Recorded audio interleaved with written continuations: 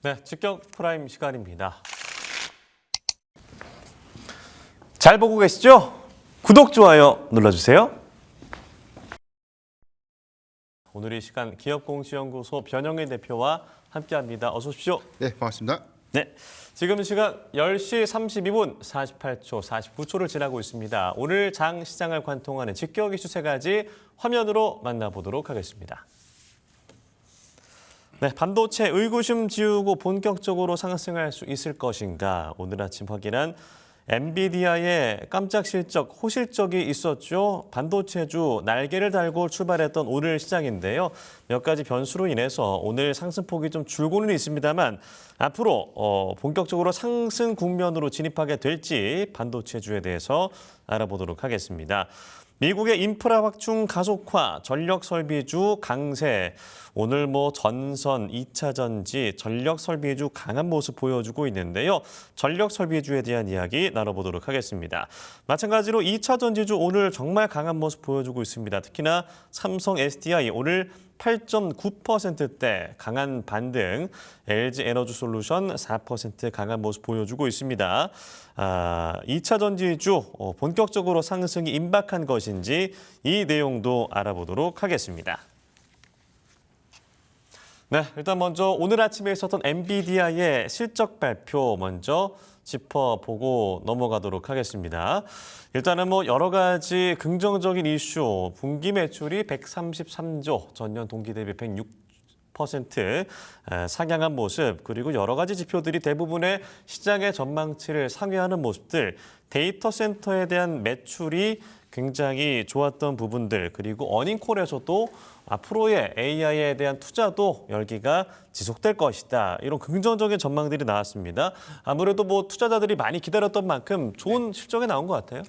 네, 일단 엔비디아가 실적을 발표하고 나서 통상적으로 주가 좀 밀렸던 경향들이 있는데 보통 그랬죠. 일단 애프터마켓에서 한 4%대 상승을 했기 때문에 아마 예. 오늘 본장에서도 수급의 힘을 좀 반영시킬 수 있지 않을까라고 보고 있고요. 일단 엔비디아의 이번 실적에 대한 내용들은 어느 정도 좀 기대치가 좀 높았던 부분이었기 때문에 만약에 컨센 대비해서 좀 미흡했다면 이게 좀 조정의 좀 빌미가 좀 될 수 있었는데 2분기 실적에 대한 내용들 좋았고 지난 1분기 실적에서 좀 문제가 됐던 매출 총이 1% 빠진 걸 갖고 노이즈로 잡았죠. 근데 이번에 75% 정도 이거는 컨센 대비해서도 부합을 좀 했고 근데 이제 이 부분이 메모리 가격에 대한 상승 기조가 좀 반영됐는데 총이익 기조가 좀 유지가 됐다는 거는 엔비디아 자체적인 수익 지표도 지난 1분기보다는 좀 좋아졌다. 이렇게 좀 보면 좋을 것 같고요. 제가 개인적으로 좀 주목했던 포인트는 이번 차기 가이던스죠. 그래서 이제 월가가 원래 제시했던 3분기 전체 매출액의 추정치를 사상 처음으로 1,000억 달러가 좀 돌파되는 건데 1,030억 달러를 좀 예측을 했는데 이번 가이던스가 이제 1,080억 달러 이제 상향 제시가 됐죠. 그래서 엔비디아가 지금 3년 3개월 정도 됩니다. 분기별로 계속해서 사상 최대 실적을 좀 내고 있는데 이 기조가 좀 꺾이지 않는다면 동조돼서 보면 메모리 기업들의 이 수요 기조도 같이 끌고 가는 형국이기 때문에 엔비디아의 이 방향성들은 상당한 좀 그리고 이제 중요한 이정표가 좀 되지 않았나라는 좀 생각이 좀 있고요. 네. 특히나 이제 GPU 가격에 대한 인상분은 한 15% 정도 인상한다. 이걸 이제 CPS 기업들에게 이제 통보를 했다라고 하는데 이번 어닝콜에서에 대한 내용들 보니까 이게 이제 올해가 아니라 이제 내년도 1분기죠. 그렇다면 이제 가격 상승 기조가 좀 반영되지 않았는데 1,000억 달러가 좀 상회하는 실적 기조가 이제 3분기 그리고 4분기에도 1,100억 달러 정도 이상 정도 되는 그런 부분들 기대 포인트가 좀 될 수 있겠고 내년도의 전체 가이던스 추정치는 더 달라질 수 있죠. 15%에 대한 이익 부분들이 더 증익 부분이 반영되면 아마 전반적인 매출 가이던스는 연간 가이던스 추정을 바꾸는 계기가 좀 될 수 있기 때문에 내년도 추정치의 상향 부분들이 오히려 엔비디아의 수익 지표 관점에서도 충분한 좀 기대 요인들이 좀 될 수 있겠고 다만 이제 메모리 가격이 좀 올라가고 이게 반영되면서 GPU 가격이 좀 상승했는데 결국 이제 하이퍼스케일러들의 구매가 줄어들 것인가 이게 좀 관건이 좀 될 것 같은데 그 기조가 아직까지 가격 상승 기조가 끌고 가고 부담이 되는 요인들은 맞지만 그럼에도 불구하고 일단 투자 대비에 대한 이 수익성 방향을 너무 뚜렷하게 확인하고 있는 그런 상황들이다 보니까 이게 큰 변수 요인들이 좀 없다면 CPS 기업들이 그 투자 기조를 좀 낮출 이유는 저는 없다라고 봅니다. 그래서 우리가 그동안 좀 우려했던 반도체, 특히나 이제 메모리 기업들의 이제 피크 논란 부분들을 이번 엔비디아 실적을 통해서 하반기 방향성을 어느 정도 확인할 수 있는 좀 계기가 좀 됐다라고 보고 있습니다. 그러면 이와 더불어서 뭐 삼성전자와 SK하이닉스의 앞으로의 실적도 계속해서 좋을 수 있다라는 어떤 긍정적인 신호로 보면 될까요? 네. 우리가 지금 사실 삼성전자가 이제 7월 달에 이제 잠정 실적 발표하고 나서 그때부터 주가 좀 밀렸죠. 네. 그러니까 7월 한 달의 수익률이 저점 기준에서 뭐 삼성전자가 34% 빠졌고 그다음에 SK하이닉스가 이제 42% 정도 빠졌거든요. 근데 우리가 내용적인 측면을 보면 전혀 뭐 실적에 대한 내용들에 대한 문제가 없었잖아요. 근데 이게 과도하게 메모리 산업이 이제 피크, 더 이상 큰 폭의 이익 성장은 좀 불가능하다. 그러니까 이런 논리를 좀 만들었는데 네. 지금의 방향성들을 보면 지금 CPS 기업들의 내년도 캐펙스 투자 기조를 오히려 좀 상향하고 있습니다. 컨센 대비해서 일단 하반기 기조 보면 상향을 했고 2027년도도 상향을 좀 하고 있죠. 구글이 이제 가장 큰 폭의 캐펙스 투자 기조에 대한 방향성을 좀 제시해줬고 엔비디아도 지금 차기 가이던스에 대한 매출액 사상 처음으로 1,000억 달러 제시를 했는데 내년도에 대한 추정치는 아마 이 단가 상승분을 좀 더 반영시키다 보니까 더 커질 수 있는 요인인데 다만 이제 이게 가격을 올렸는데 그 수요가 좀 줄지 않는다 이런 논리를 좀 만들려면 아무래도 캐펙스 투자 기조가 계속해서 좀 이어져야 되는 구조인데 이게 좀 꺾일 가능성은 없다는 거예요. 다만 시장이 이제 금리가 많이 오르면 이게 부담이 좀 되지 않을까라는 논리로 이제 만들어내는 그런 부분들인데 네. 일단 영업이익 추정치에 대한 내용을 보면 삼성전자, SK하이닉스가 이제 3분기 기점에서도 일단 상향이 좀 됐습니다. 그러니까 내년도에 대한 전체 연간 영업이익 추정치도 2027, 2028년도까지도 계속 올라가고 있어요. 우리가 좀 연간 단위로 보면 영업이익 추정치가 20%, 30% 꺾이는 그런 방향이 아니라 큰 폭은 아니지만 계속해서 올라가고 있는 구조예요. 근데 이거를 피크아웃이라고 좀 보기에는 좀 저는 무리가 좀 있다라고 보이고 일단 2028년도 일을 지금 예측할 수는 없죠. 당장에 내년도에 대한 수요 기조를 너무 과도하게 우려했기 때문에 이게 7월 주가 조정에 상당한 영향을 좀 반영시켰고 이게 2027년도 이제 4분기가 좀 임박하면 할수록 내년도에 전반적인 윤곽이라든가 투자 기조가 확정되죠. 그러니까 이 부분에 대한 우려감들을 저는 과도하게 좀 반영시켰기 때문에 이 기조가 뭐 수요에 대한 변화가 없고 가격 상승 기조가 좀 끌고 가는 형국이라면 2028년도까지는 안정적인 이익 기조 성장 이어갈 수 있지 않을까라고 보습니다. 네, 일단은 뭐 실적 숫자를 통해서는 엔비디아가 돈을 정말 잘 벌고 있고 앞으로 AI에 대한 투자도 계속해서 늘겠구나 어떤 기대의 시도들은 확인할 수 있었는데 어닝콜에서 젠슨왕 CEO의 어떤 발언들도 긍정적인 부분들이 많았잖아요. 근데 사실 최근에 반도체주에 노이즈가 꼈던 것이 아무래도 뭐 창신이나 양쯔 메모리 같은 중국의 메모리 반도체 기업들이 시கம் 올라가는 이런 모습들인데 그런 거에 대한 어떤 우려점들이 이제 해소가 완전 됐다고 볼 수 있나요? 어떻게 봐야 될까요? 뭐 노이즈는 계속해서 양성이 좀 될 수밖에 없는 것 같아요. 네. 일단 우리가 엔비디아 과거 좀 보더라도 중국 수출 안 되다 보면 또 이게 성장이 좀 제한이 될 수 있다. 그다음에 이제 GPU가 피크 논란에 대한 이슈가 좀 재차 좀 부각되다. 이걸 좀 깨고 나서 우상향하고 실적으로 좀 증명하다 보니까 이제 AI 캐펙스 투자 기조가 줄어들면 전체적으로 다 시장이 위축될 수 있다. 이런 논리를 좀 만들고 있고. 네. 심지어는 뭐 창신 메모리 상장하고 양지 메모리 상장 앞두고 있는데 여기서 중국이 점유율 확대하면 삼성전자, SK하이닉스가 위협을 받을 수 있다. 이런 논리를 만들고 있죠. 근데 우리가 좀 냉정하게 좀 보면 창신 메모리가 지난 1분기 실적, 2분기에 대한 추정 실적 보니까 구조가 좀 안 됩니다. 그러니까 2분기 실적이요. 그러니까 10조가 채 안 되는데 네. 삼성전자, SK하이닉스의 외형과 대비했을 때는 너무나 초라한 거죠. 그다음에 이제 양지 메모리는 그 규모가 더 작은데 일단 우려했던 부분들은 뭐 양지 메모리가 아무래도 낸드 비중에 대한 시장 점유율을 키옥시아 제치고 3위까지 좀 올린다. 그러니까 이 부분이 잠재적으로 보면 이제 중국 내수 시장에서에 대한 낸드 부분의 시장 점유율을 양지 메모리가 내수 부분에서 많이 가져갈 수 있다. 그러니까 이런 것들은 뭐 실적에 일부 영향이 좀 될 수 있겠지만 대세를 좀 거스릴 수는 없죠. 지금 수요가 지금 집중하고 있는 쪽은 낸드보다는 디램 쪽이고요. 네. 원래부터 이제 이 메모리 3사들의 이 공격적인 투자 기조가 없었습니다. 이거는 이제 AI 수요 기조가 좀 만들어내면서 고사양 디램 쪽에 집중을 하기 위해서 이제 증설 투자를 하게 되는 것이고 낸드는 그동안 계속해서 좀 보수적인 기조를 좀 가져왔던 게 다운 사이클 때 더 힘들었고 이게 사이클이 좀 전환된다고 하더라도 낸드 부분에 대한 가격 상승 기조가 좀 끌고 가고 있는 것이 맞지만 실적의 기업폭이 좀 크지 않았기 때문에 이걸 이전처럼 뭐 증설 투자를 한다든가 이런 것들은 아직 좀 보수적으로 좀 가고 있지 않나. 그래서 그 시장은 뭐 중국이 좀 더 넓힌다고 해서 이게 위협의 요소가 좀 될 것인가 이렇게 좀 봐야 될 것 같고요. 그 다음에 이제 디램 부분은 고사양 디램 부분을 창신 메모리와 이제 양지 메모리가 좀 가져간다. 그것도 이제 기술적인 격차가 좀 큰 거죠. 그래서 저는 관건은 정말 이 캐파량을 좀 늘리는 것도 있지만 이 수율 요건들이 좀 중요할 것 같아요. 만약에 수율을 좀 어느 정도 안정화시켜서 이제 공급을 준비한다. 그때 되면 메모리 3사가 어떻게 되죠? 더 많이 싸게 풀죠. 그러면 이제 이 생산 비용에 대한 과도한 투자를 해서 팔아야 되는 중국 기업들이 버틸 수 있을까요? 못 버티죠. 그러니까 이런 치킨 게임 양상이 저는 뭐 중국이 단기에 뭐 이런 부분들 좀 따라잡기 힘들다. 중국의 내수 시장 부분에서에 대한 영향력들은 강화될 수 있겠지만 AI 고사양 칩의 뭐 진입 효과들이 뭐 중국이 좀 크게 가져간다. 제가 볼 땐 그거는 뭐 향후 10년 이내에는 좀 불가능하지 않을까. 저는 그렇게 좀 보고 있습니다. 네, AI 반도체에 대한 어떤 수요, 메모리, 이 D램의 수요들은 분명히 확인을 했고 그렇다면 삼성전자와 SK하이닉스의 앞으로의 주가 흐름은 어떻게 나타날 것인가가 가장 궁금한 점인데요. 어떻게 봐야 될까요? 네, 아무래도 이제 삼성전자의 주주 환원에 대해서도 여러 가지 해석이 좀 분분해요. 뭐 110조 원대, 그러니까 최고 기준에서 110조 원 규모의 주주 환원을 하는데 이걸 단순하게 수급적으로 실망했다 이렇게만 좀 보면 아니고 정말 그 내용이 미치는 영향에 대해서 좀 분석을 해봐야 될 것 같은데 삼성전자가 배당 성향을 좀 높이고 일단 자사주에 대한 매입 소각 부분들 아직 발표는 하지 않았지만 안 할 것인가 그건 아니라고 봅니다. 네. 자사주에 대한 매입과 소각 어느 정도 좀 고려해 볼 수 있는데 만약에 이제 SK 하이닉스와 또 동일하거나 만약에 삼성전자가 한 50조 원 규모의 자사주를 매입한다. 매입까지는 가능할 것 같아요.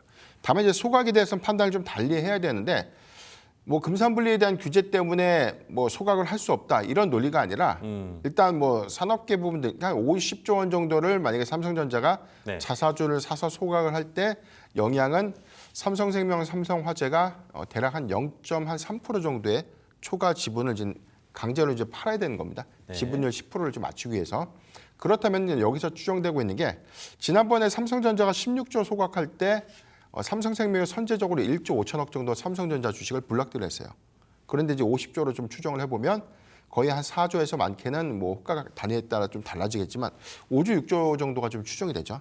그럼 5조 6조 원 정도가 또 시장에 매물로 나오면 삼성전자 주가가 또 부담이 될 수 있는 요인이죠. 그러니까 자사주를 사서 소각했는데 종국적으로 삼성전자에 또 수급적인 부담을 만들 수 있는 요인이죠. 그러니까 이 부분까지를 해석하지 않고 맹목적으로 자사주를 사서 소각을 해야 된다라고 주장하는 것도 그것도 좀 맞지 않는 논리다. 그래서 저는 배당에 대한 성향을 어느 정도 확보해서 지금 SK하이닉스와보다는 뭐 특별 배당 요건들을 좀 더 강화시키는 전략 그리고 자사주를 사는 것까지는 좋지만 소각은 그런 시장의 영향도를 좀 고려해서 일단 이 나눠서 소각을 하는 게 좀 맞다라고 봐요. 이게 일시적인 소각은 부담이 될 수밖에 없는 요인이고 SK하이닉스 입장에서는 당연히 뭐 산업계 자본이 지분을 갖고 있는 중간 주주사 역할을 하면 자사주를 소각하면 할수록 SK스퀘어의 어떤 지배권들이 좀 더 강화될 수 있는 측면들이죠. 더 유리한 거죠. 그래서 이런 차이점들을 고려를 해본다면 우리가 배당 매력도에 대해서 집중도 저는 나쁘지 않다라고 보고 있고 9월 기점에서 보면 특별 배당 요건을 주식수로 좀 환산해 보니까 한 4,500원 정도입니다. 그럼 여기서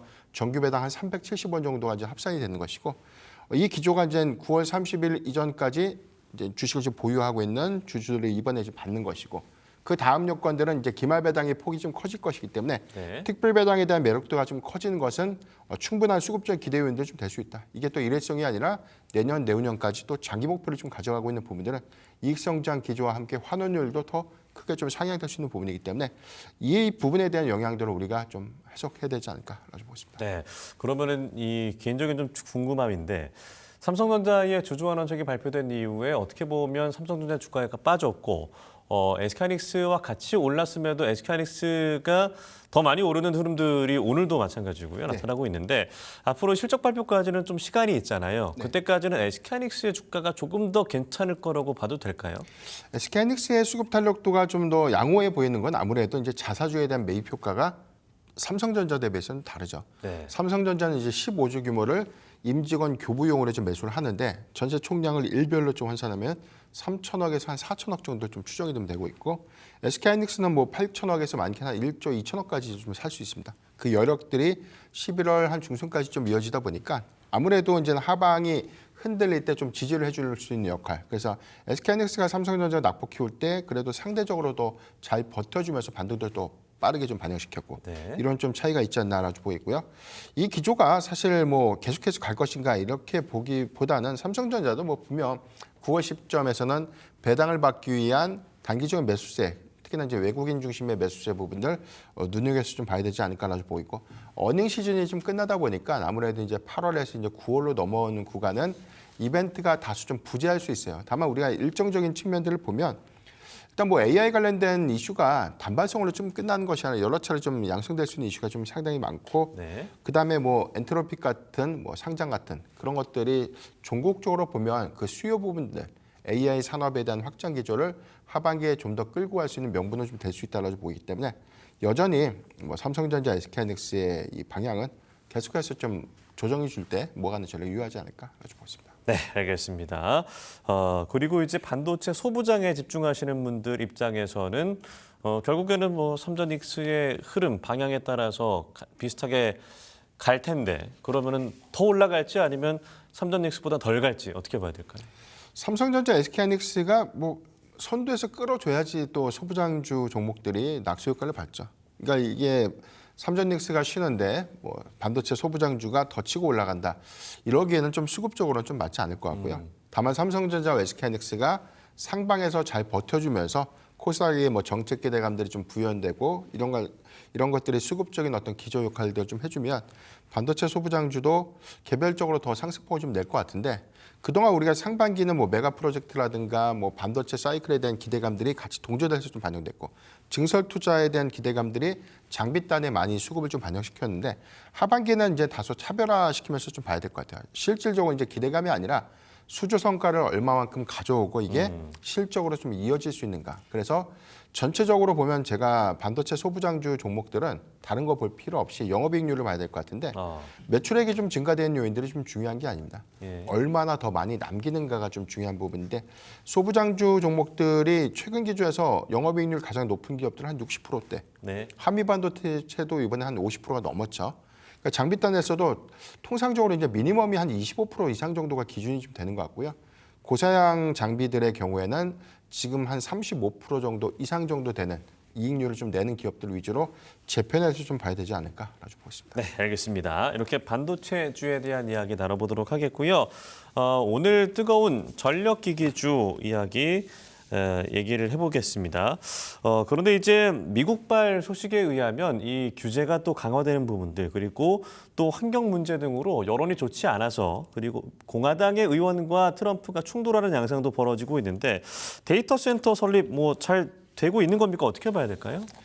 지금 데이터 센터에 관련된 이슈가 좀 몇 차례 프로젝트가 중단되거나 지연됐던 것들이 또 한 차례 좀 이슈가 좀 된 적이 있어요. 이 부분은 사실 기술적인 어떤 병목 이게 아니라 환경 규제. 그러니까 환경 규제 이슈 때문에 데이터 센터에 대한 이 프로젝트가 잠정적으로 좀 중단됐거나 좀 지연되는 그런 건수가 미국 한 두세 건 정도가 좀 있었고요. 그러니까 이게 좀 확대될 수 있다라는 우려감이 드는 거죠. 지금 최근 기준에서 보니까 뭐 펜실베니아 주에서 피크 전력 수요 기점에서 한 25메가와트를 초과하는 데이터 센터 좀 질 때는 허가를 다시 한번 받아라. 네. 그러니까 이 부분은 인허가 요건들을 좀 더 강화했다는 건데 사실 이게 뭐 데이터 센터에 대한 규제를 했다. 이건 원래 미국 정부 자체에 기준적인 표준 가이드라인이 있는데 이거를 조금 더 개별적인 주에서 환경적인 이슈와 좀 결합되다 보니까 조금 더 면밀하게 좀 보겠다. 이 정도로만 좀 해석하는 게 좀 좋을 것 같고요. 네. 일단 뭐 병목적인 부분들은 뭐 용수의 확보, 부지 이런 것들 다 좋지만 지금 미국 자체에서도 가장 큰 게 자리는 좋은데 전력 수급이 안 되는 위치에 있죠. 그래서 멀리서 전기를 끌어오는 것도 좀 제한적이다 보니까 AI 데이터 센터를 질 때 ESS 대규모 저장 장치도 같이 좀 병행해서 좀 줘야 되는 이슈가 있는 것이고요. 이게 좀 주요 거점에서 뭐 복합 화력 발전소 같은 이런 전통적인 에너지원을 좀 만들어서 좀 공급하는 것들이 그 규모도 좀 커지고 여기서 좀 발생되는 원가에 대한 그다음에 이제 그 비용에 대한 이슈가 좀 있다 보니까 SMR 같은 뭐 효율화된 전력 생산 거점들이 좀 와줘야 되는데 그 프로젝트도 지금 뭐 미국의 속도를 좀 많이 못 내고 있고 그러다 보니까 종합적으로 데이터 센터가 좀 더 활성화가 좀 돼야 되는데 이 건립 속도가 늦어지는 것 아닌가 그런 논리를 좀 만들었다라고 좀 보면 좋을 것 같고요. 두 번째는 트럼프 행정부가 이제 미국 전력망 국가 비상사태 행정명령 이제 서명했죠. 그 세부적인 내용을 보면 이게 외국산 전력 설비 규제한다. 이거는 말이 안 되는 거예요. 지금 현재 북미 시장에서 시장 점유율 K 전력 설비 3사가 한 20%에서 25% 정도 가져가고 있는데 이 기점에서 보면 중국에 대한 공급망 규제로 봐야죠. 지금은 데이터 센터에 모든 들어가는 안보와 좀 직결될 수 있는 이슈들이 잠재적으로 그 공급처가 좀 끊게 될 때 미국이 입는 타격 이런 것들을 원천적으로 좀 봉쇄를 시키는 거죠. 네. 그래서 이 부분은 우방국들 위주로 좀 받겠다 이런 논리보다 아무래도 미국 안에서 이제 투자를 해서 이제 생산하는 전력 설비를 우선적으로 좀 혜택 주겠다 이렇게 좀 해석하면 좋을 것 같고 이런 기조가 이미 K 전력 설비 3사들이 미국 안에 생산 거점들을 좀 보유하고 있기 때문에 타격은 좀 저는 제한적이다라고 보고 있습니다. 네. 전력 설비 섹터에서 오늘 이 현대 일렉트릭이 7% 오르고 있고요. 효성중공업이 5%대, LS 일렉트릭이 3%대 오르고 있습니다. HD 현대 일렉트릭이 오늘 더 많이 오르는 이유는 뭐라고 봐야 될까요? 특별하게 HD 현대 일렉트릭이 더 오른다 이런 것보다 오늘 수급적인 차별화가 좀 있는 거죠. 그러니까 전력 설비 3사들의 수급이 오늘 반등하고 있다. 그러니까 이 점을 좀 주목해봐야 될 것 같고요.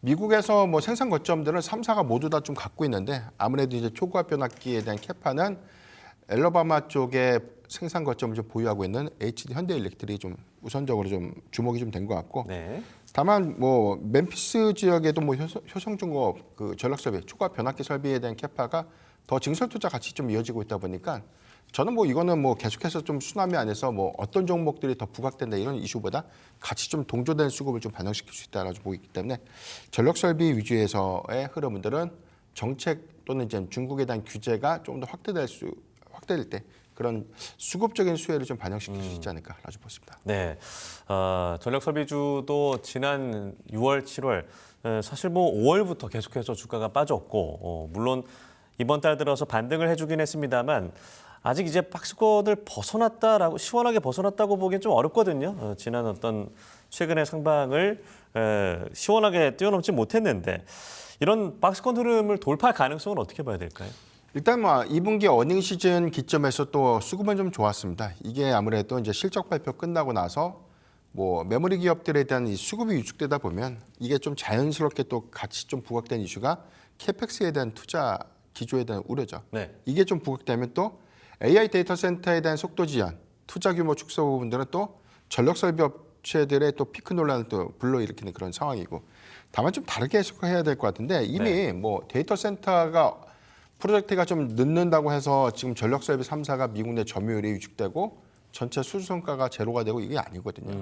노후화된 전력망을 교체 수요와 좀 맞물리면서 이 부분에 대한 매출 확보가 이미 있고 여기서 부가적으로 AI 데이터 센터에 대한 수요가 커졌기 때문에 증액 사이클이 좀 더 연장이 좀 되는 그런 흐름들이었기 때문에 이 부분을 과도하게 우려할 필요는 저는 없다라고 좀 보여요. 오히려 3분기 실적에 대한 추정치를 보면 우리가 2분기 데이터에서 너무 좋았지 않습니까? 이게 수주 성과가 상반기 누적에서 사상 최고치입니다. 그러니까 전력 설비 3사들에 대한 수주 성과가 너무 좋았기 때문에 이게 실적으로 인식될 수 있는 부분들은 향후 2년간 내지는 3년간 안정적인 기여가 좀 될 수 있기 때문에 매출액이 좀 는다 이 관점보다 수주 성과가 그 다음 분기에서도 계속해서 증가세를 좀 보이고 있는가 이게 좀 중요할 것 같고요. 전력 설비가 좀 공교롭게도 우리가 조선과 방산 같은 대규모 수주를 좀 기반으로 해서 이게 리드 타임 기준에서 납기까지 한 2년 3년 걸리는 그런 기조처럼 일단 초과압 변압기의 경우에도 리드 타임 한 6개월 정도 좀 잡고 있잖아요. 6개월에서 많게 한 1년이라고 보면 이 기간 동안에 대한 실적 인식이 매 분기마다 좀 달라질 수 있겠지만 저는 수주 성과가 매 분기별로 좀 증가될 수 있는 요인이라면 피크 논란을 우려할 필요는 없다. 그렇게 좀 보고 있습니다. 네, 알겠습니다. 전력 설비주에 대한 이야기 여기까지 나눠보도록 하고요. 다음은 2차 전지주입니다. 오늘 2차 전지가 가장 뜨겁습니다. 특히나 삼성 SDI가 오늘 무려 10%나 넘게 오르고 있고요. LG 에너지 솔루션도 5%대. 다른 코스닥에 있는 이 기업들도 에코프로빔 오늘 6% 올라주고 있는 흐름들 나타나고 있습니다. 일단 먼저 2차 전지주 순환매 그동안 여러 차례 확인할 수 있었는데 오늘처럼 치고 가는 것은 좀 보기 드물는데 삼성 SDI 호재가 있나 보죠? 일단 호재라기보다는 이번 주 초반부터 일단 2차 전지 섹터의 일부 좀 반등 부분들, 다만 이제 ESS 부분에 대한 내용들이 집중됐죠. 우리가 7월 달 그다음에 이제 8월 초까지 이어졌던 신재생 에너지 섹터가 좀 강했던 수급 흐름들 보면 이게 물론 이제 이란 리스크가 다시 재점화됐던 이슈도 좀 있었지만 정부 정책 기대감 안에서 ESS 부분이 더 부각되지 못했어요. 그러니까 ESS만 반영되지 못했는데 이게 아무래도 이번 실적 발표에서 확인됐던 내용들이 너무나 그 실적에 대한 희비가 좀 엇갈렸죠. 네. 그러니까 대다수 이제 업황이 좀 좋아진다. 실적 개선이 1분기보다 좀 나아질 것이다라고 보는데 몇몇 기업들의 경우에는 여전히 확인의 요소가 좀 필요했던 구간이었고 삼성 SDI 같은 기업들은 뭐 일단 수익 성과 부분에서 선방을 좀 해주면서 오히려 수급적인 이점들을 좀 반영시켰는데 7월 달에 낙폭이 커질 때 2차 전지, 특히나 배터리 셀 3사 중심으로 또는 이제 양극재 소재단 부분의 낙폭이 좀 컸는데 이 기조가 일부 수급 정상화를 좀 현재 하고 있는 과정 이 정도로만 좀 해석하면 좋을 것 같고요. 일단 수남의 가장 큰 이유가 좀 될 수 있는 게 아무래도 일단 수급적인 어떤 부담이 없는 거죠. 너무 많이 주가 좀 빠졌기 때문에 네. 개별 이슈, 그다음에 하반기에 전체적인 업황이 살아날 수 있다라는 기대감들을 현재 주가에 좀 반영시키고 있다라고 좀 보면 좋을 것 같습니다. 네, 알겠습니다. 그렇다면 ESS 수요 확대 속에 K배터리의 3파전, 삼성 SDI, LG 에너지솔루션 그리고 SK온 어떤 기업이 조금 더 투자하기 좋다 이렇게 보십니까? 일단 캐파를 보면 지금 LG 에너지 솔루션이 이제 연말까지 미국 안에서 30기가와트급 생산 캐파를 좀 구축을 하고요. 내년도 목표가 70기가와트급인데 상반기 미국 시장에서 출하됐던 전체 ESS 출하량이 한 98기가와트죠. 그러니까 상반기 전체 수준과 좀 맞먹는 게 내년 캐파 정도로 네. LG 에너지 솔루션이 좀 한다. 이렇게 보면 좋을 것 같고요. 삼성 SDI는 한 10기가와트급 정도 수주를 좀 받아놓은 그런 상태인데 지금 GM 합작법인 철회가 ESS 전환을 한다고 했죠. 그래서 이 부분은 내년도 예상이 30기가와트급. 그래서 지금 북미 시장의 어떤 수주 성과가 140기가와트급으로 LG 에너지 솔루션이 가장 큰데 이 부분은 뭐 추가적으로 한 80기가와트급의 수주 목표를 좀 세우는 상태고 삼성 SDI가 이제 내년도 30기가와트급에 대한 생산 캐파에 대한 가동이 구체가 좀 되면 선제적으로 보면 이 부분에서 저는 수주가 하반기에 조금 더 이어질 가능성이 높지 않을까라고 보고 있습니다. 그래서 그동안 이제 수주 관점에서는 북미 ESS 시장에 대한 수주 성과, 그러니까 이 부분에 대한 영업력들이 좀 부재했던 삼성 SDI가 ESS 부분에 대한 기대감이 좀 커지다 보니까 오늘같이 2차 전지 섹터 좀 반등 나올 때 LG 에너지 솔루션보다 오히려 수급적인 이점들을 더 반영시키고 있다고 보면 좋을 것 같고요. 네. 전체 규모는 여전히 LG 에너지 솔루션이 좀 크고요. 수급적인 이점은 삼성 SDI가 좀 더 그 기대감을 좀 반영시키고 있다라고 보면 좋을 것 같습니다. 그리고 뭐 국내 중앙 입찰 여러 가지 이슈들 증권가에서도 2차 전지에 대해서 긍정적인 얘기들이 나오고 있고요. 그리고 오늘 궁금한 점이 이 삼성 SDI가 삼성 디스플레이의 지분을 팔면서 4조 4천억 원의 재원을 확보를 했다. 앞으로 그럼 공격적인 투자를 하겠다라는 것인지 이 이슈는 좀 어떻게 봐야 될까요? 공격적인 투자 부분보다는 아무래도 2차 전지 섹터의 대규모 투자 부분들이 일단 고정비에 대한 부담들이 좀 커지다 보니까 외부 자금 조달을 좀 해야 되는 거죠. 근데 그 리스크는 이제 사라진 거죠. 네. 그러니까 대규모 유상증자 같은 시장이 아주 극도로 좀 예민하게 좀 받아들이고 있는 뭐 일반 공호 유상증자에 대한 내용들 그 부분은 이미 삼성 디스플레이 매각으로 인해서 이제 확보된 재원으로 ESS 뭐 사업이라든가 내년도 하반기 양산이 구체화된 전고체 배터리에 대한 증설 이런 것들이 좀 구체화되지 않을까라고 보고 있고 이 기조가 종국적으로는 이 주가 가치에 대한 희석 요인들을 좀 제한시키면서 오히려 투자 재원으로 좀 확보될 수 있는 부분들. 그러니까 GM의 합작법인 철회 부분들도 고정비 부담 때문에 좀 노이즈를 좀 받는데 오히려 장부가로 좀 인수를 합니다. 그래서 이런 부분들을 상쇄시키면서 북미 시장의 ESS 캐파를 좀 늘려가는 전략이라면 그동안 지금 뭐 전기차량 배터리 셀에 대한 출하 부분을 ESS 성과로 좀 상당히 좀 만회할 수 있는 구조를 좀 만들 수 있다. 그렇게 좀 보고 있습니다. 네, 알겠습니다. 이렇게 2차 전지주까지 이야기 나눠봤고요. 마지막으로 오늘 장 탑픽 종목은 어떤 종목인가요? 네, 일단 반도체 소부장주 종목에서 오늘 HPSP를 좀 가지고 왔고요. 네. 최근 뭐 주가의 흐름들 지난 6월 12일, 15일이죠. 92,000원이라는 이 고가에서 주가의 저점이 뭐 7월 말 기점에서 한 27,000원대까지 좀 밀렸는데 고점 대비 낙폭이 굉장히 좀 깊었습니다. 주가의 초도 하락 이유는 우리가 좀 알고 있는 것처럼 ST와 이 특허 분쟁에서 이제 패소를 한 거죠. 그래서 고압수소 어닐링의 독점 체제가 깨졌다. 이런 논리를 좀 만들면서 주가 밀렸는데 사실 이제 영향도를 보면 ST가 고압수소 어닐링에 대한 특허를 활용해서 뭐 독자 기술을 좀 가져온다고 하더라도 이걸 정식적으로 이제 해당 공정에 좀 적용하는 그 시점을 단기에는 좀 어렵지 않을까. 그리고 그 시장에 대한 점유율을 현재는 HPSP가 이제 독보적으로 좀 가져가고 있는 형국이기 때문에 이런 구조가 저는 단기에 좀 끝나지 않을 가능성이 높다라고 보이고 이번 2분기 실적에 대한 내용들이 너무 좋았습니다. 어느 정도 이제 영업이익률은 한 50% 정도 예상을 했는데 이게 수출량 비중에 따른 웨어 환산이 잡히고 그다음에 여기서 이제 일단 임직원 보상 비용이 일부 환입이 됐다. 그러니까 재무 구조가 좀 회계로 좀 반영된 효과예요. 그러다 네. 보니까 영업이익률이 61%가 나왔는데 이건 뭐 소부장주가 60%대 초과한 건 이례가 없습니다. 그래서 저는 HPSP의 뭐 고정적인 영업이익률 한 50%대로 좀 보고 있는데 굉장히 이제 큰 폭의 이익률을 일단 반영시키면서 외형을 좀 키우고 있다라 좀 보고 있고 오히려 이 기조가 하반기에 일단 물량에 대한 어떤 출하 비중들 그다음에 이제 고압수소 어닐링 장비의 어떤 소요단은 일단 글로벌 기업들의 집중도를 좀 높인다는 관점에서 보면 수출 물량들은 뭐 3분기 그리고 4분기에 좀 더 확대될 수 있는 요인들 주목해봐야 되지 않을까라고 보고 있습니다. 네, 알겠습니다. 목표가 손절가도 제시해 주시죠. 네, 단기적인 목표가는 상반기에 대한 매물 부담을 어느 정도 좀 고려를 했고요.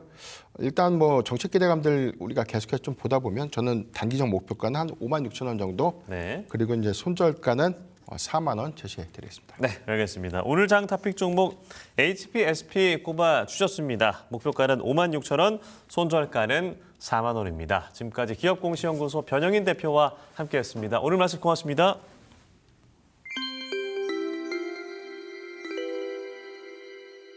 더 깊이 있는 시장 분석과 투자 전략이 궁금하시다면 화면 오른쪽 추천 영상을 클릭해 주세요.